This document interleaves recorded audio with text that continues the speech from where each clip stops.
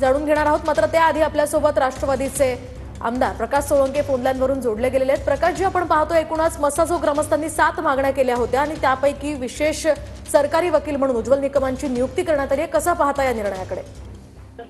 नाही, हा सरकारने घेतलेला निर्णय अतिशय योग्य आहे।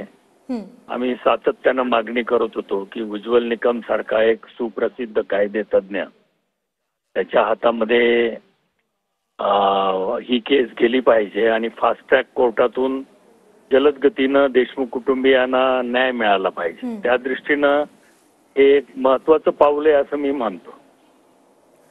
अगदी नक्कीच प्रकाश सर, मात्र या सगळ्या प्रकरणानंतर ही जी चौकशी आहे ती पारदर्शक होईल असं आपल्याला वाटतं?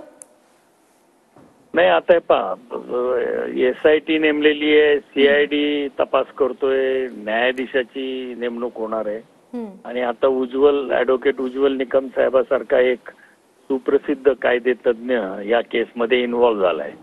त्याच्यामुळे तपास आणि सगळ्या दृष्टिकोनातून न्याय मिळेल अशी आमची भावना आहे। अगदीच न्याय मिळेल अशी आपण अपेक्षा करूया। मात्र आता दुसरीकडे मसाजो ग्रामस्थ आंदोलनाला बसले आहेत। त्यांच्या आंदोलनाचा आजचा दुसरा दिवस आहे। अन्नत्याग आंदोलन ते करतायत।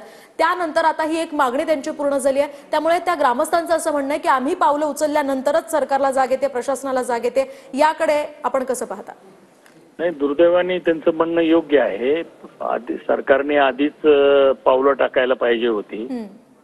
दुर्दैवाची गोष्ट म्हणजे ज्या लोकांनी या आरोपींना पळून जायला मदत केली किंवा पोलिसांपासून अटक न होण्यासाठी मदत केली, असे सह आरोपी म्हणून झाले पाहिजेत। आणि ती धनंजय देशमुखने ती मागणी केलेली आहे, नावासहित केलेली आहे, परंतु अद्यापही तिला यश येत नाही। त्याचं कारण काही समजत नाही, परंतु या बाबतीमध्ये तातडीनं पावलं टाकायला पाहिजेत असं आमची मागणी आहे। अगदी नक्कीच धन्यवाद प्रकाश सोळंकेजी, TV9 मराठीशी बोलल्याबद्दल। एकूणच आपण पाहतोय बाळासाहेब कोल्हे यांची सहाय्यक विशेष सरकारी वकील म्हणून तर उज्ज्वल निकमांची विशेष सरकारी वकील म्हणून नियुक्ती करण्यात आली आहे। त्याच संदर्भात ही प्रतिक्रिया आपण पाहिली।